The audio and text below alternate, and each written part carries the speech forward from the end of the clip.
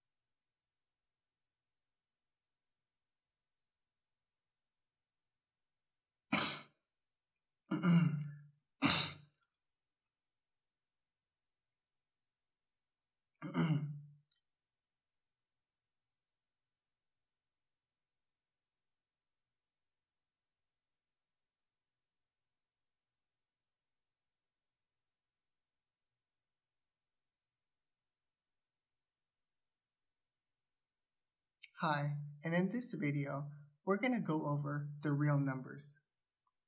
Today, you'll learn how to define sets that make up the number line, how to graph numbers on a number line, express rational numbers as decimals, how to classify numbers as belonging to one or more sets of the real numbers, how to understand and use inequality symbols, and how to find the absolute value of a real number.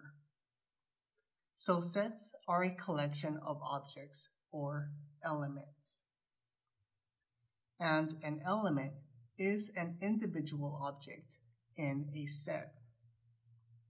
So here's how we represent a set.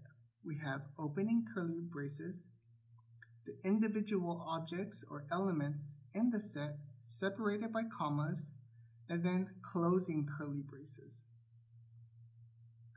Now, in this example of a set, we have the set of the first three numbers. So here we have the elements 1, 2, and 3, and together they make up the set of the first three numbers.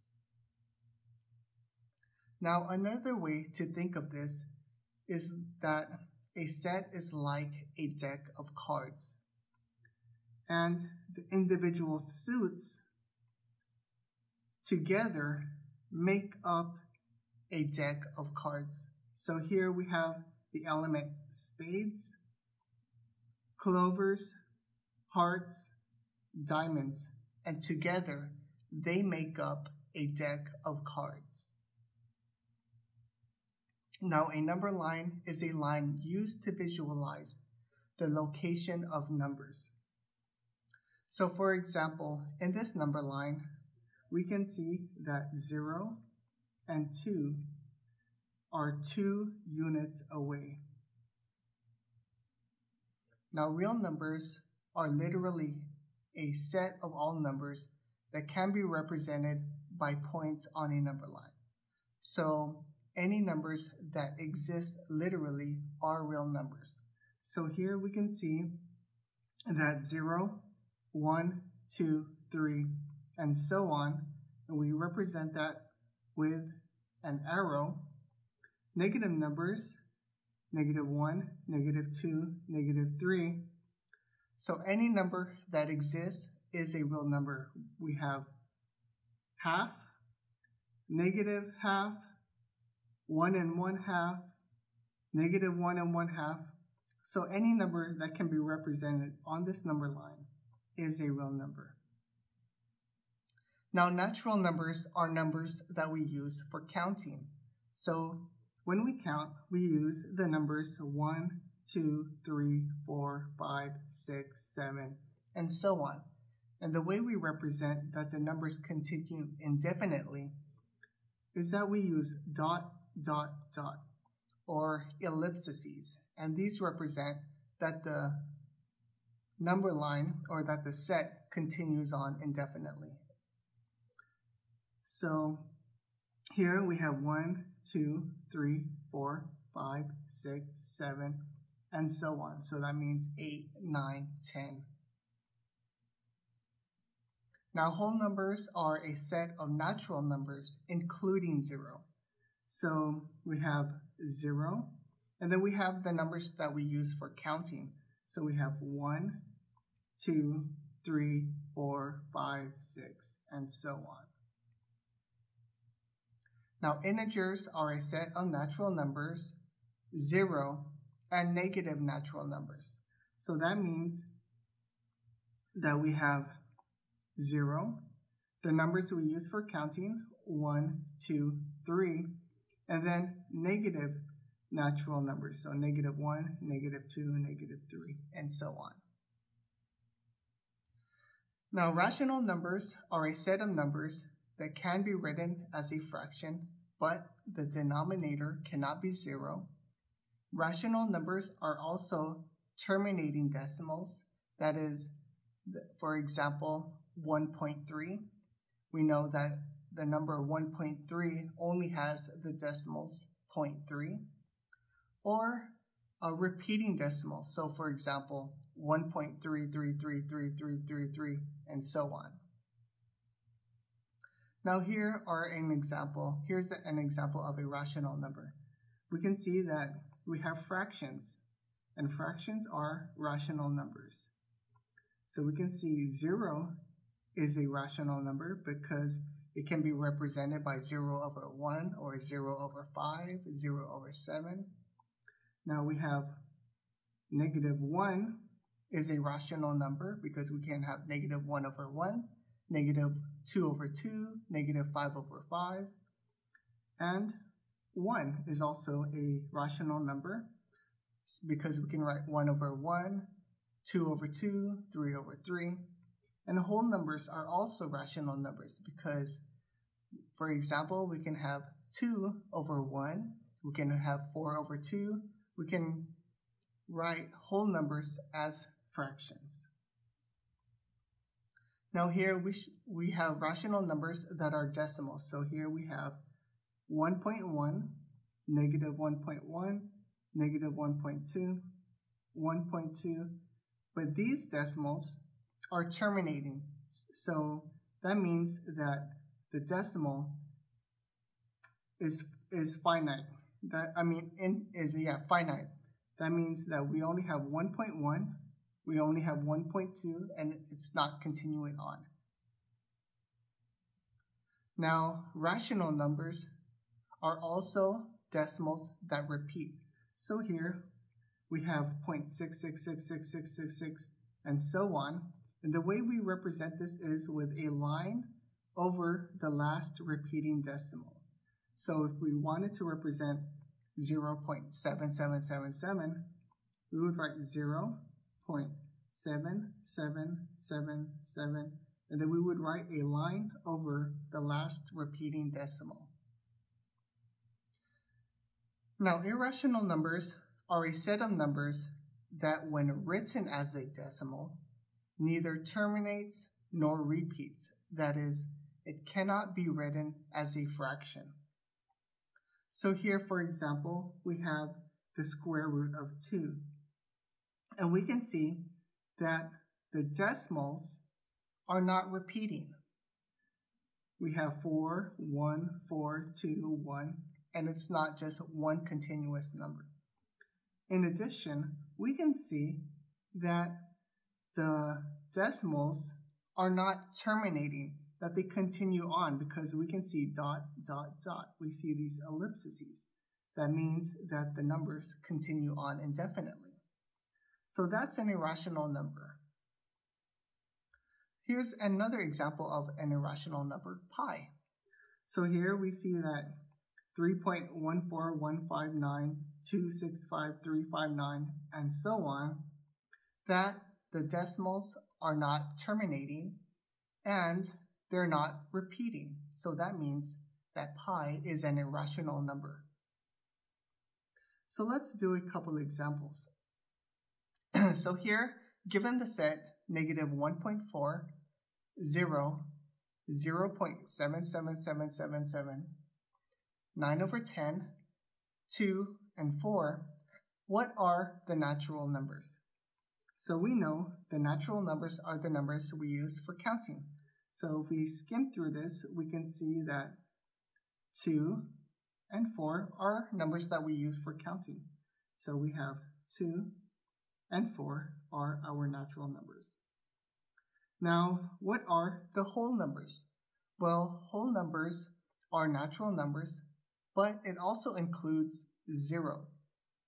So if we skim through this, we can see we have 0, and then our natural numbers 2 and 4.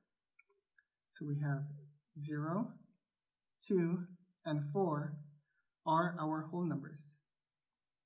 Now integers are natural numbers, positive natural numbers, 0, and then negative natural numbers. So if we skim through this, we can see we have, well, there's no negative, we have 0, and we have 2 and 4.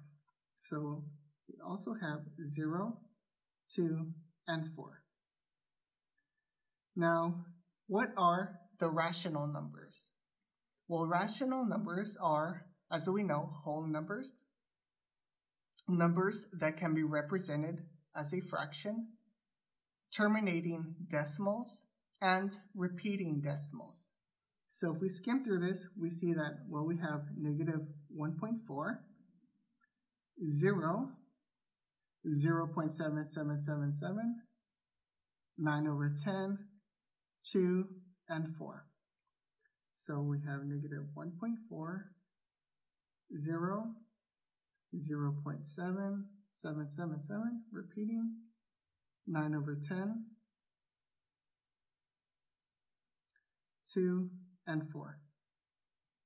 Now, what are our irrational numbers? Well, we know that irrational numbers are numbers that cannot be written as a fraction.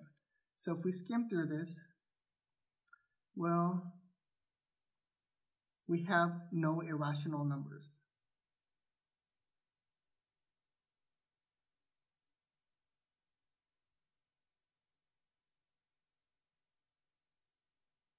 Now, what are our real numbers? Well, we know that real numbers are numbers that exist anywhere on a number line, so literally any number.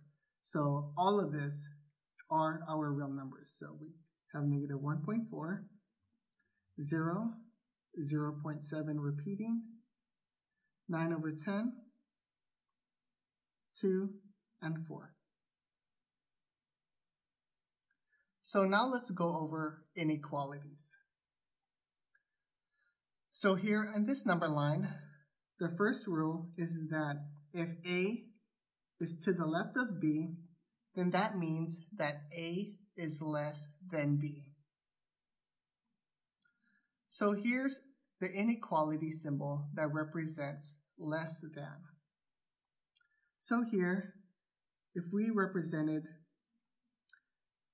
A as 0, then that means that B would be 4. Well, we can definitely see that 0 is to the left of 4, so that means 0 is less than 4, as we can see. So the way we write this is 0, the less than, inequality symbol, and 4. Now, the first thing you want to notice is that the less than symbol is pointing to the lower number, 0. Now, the other rule is that if B is to the right of A, then that means that B is greater than A. Now, here's the inequality symbol that represents greater than.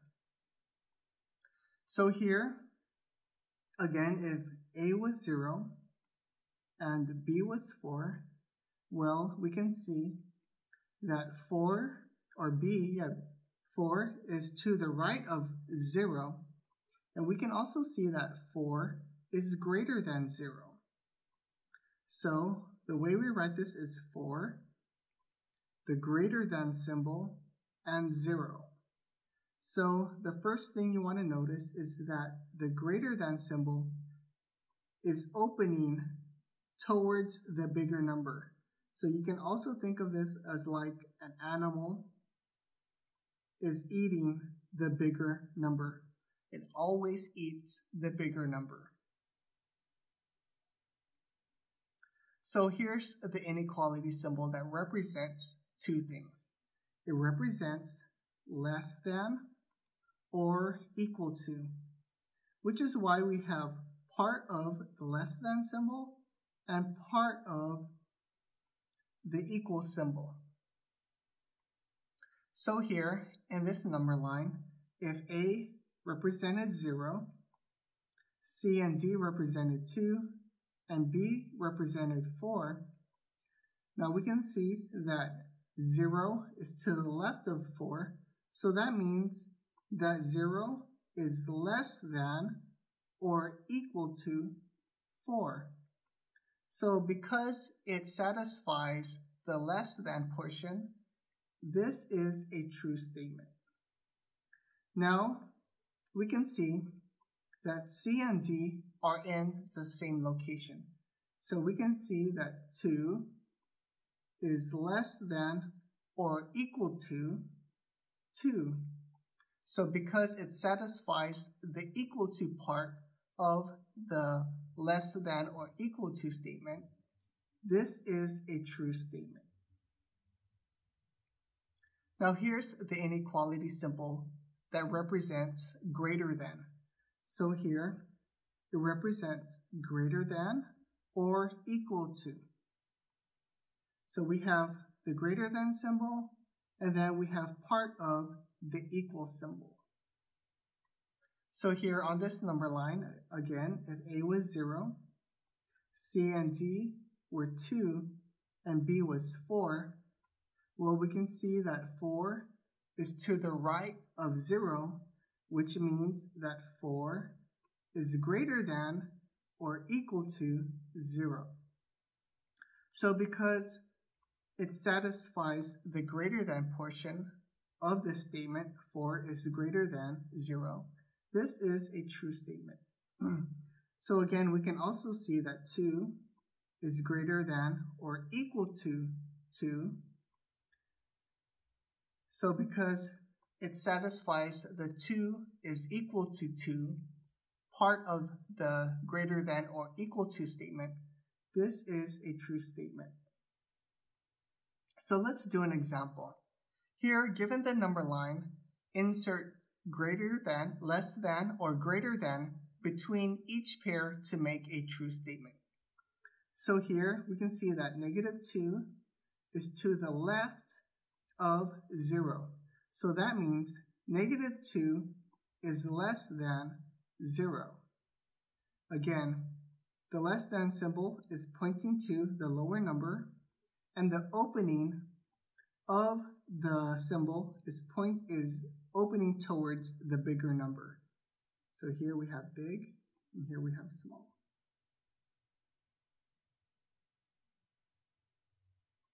Now we can see that 0 is to the left of, here's 2.5, is to the left of 2.5. So that means that 0 is less than 2.5. So we can write 0 is less than 2.5. Notice that the less than symbol is pointing to the lower number. So here's small. And then the opening is pointing towards the bigger number.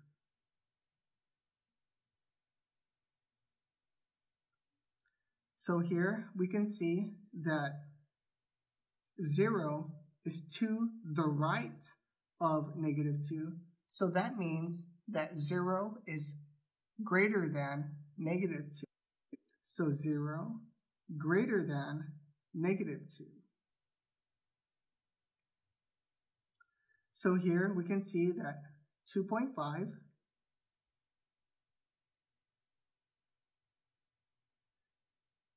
is to the right of 0. Where's that again? It's to the right of 0. So that means that 2.5 is greater than 0.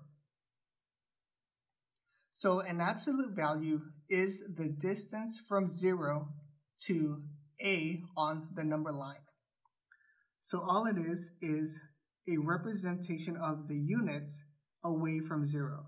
So if a was 3, well, this is 1, 2, 3 units away from 0. And if negative a was negative 3, well then negative a is also 1, 2, 3 units away from 0. So let's do an example. Let's find the absolute value of 4. Well, we start at 0, and then we'll go 1, 2, 3, 4. So the absolute value of 4 is 4. Now let's find the absolute value of 0. Well, we start at 0, and then we want to find 0, so we just stay here. So the absolute value of 0 equals 0. Now let's find the absolute value of negative 6. So we start at 0, and then we work our way to negative 6. So we go 1, 2, 3, 4, 5, 6. 6 units. So the absolute value of negative 6 is 6. So in this tutorial, we defined the sets that make up the real number line. We learned how to graph numbers on a number line. We expressed rational numbers as decimals. We classify numbers as belonging to one or more sets of the real numbers. You learned how to understand and use inequality symbols and find the absolute value of a real number. So try and solve the problems in our workbook, The Real Numbers. For more help, we offer online tutoring. And in the next video, we'll go over the basic rules of algebra. Thank you.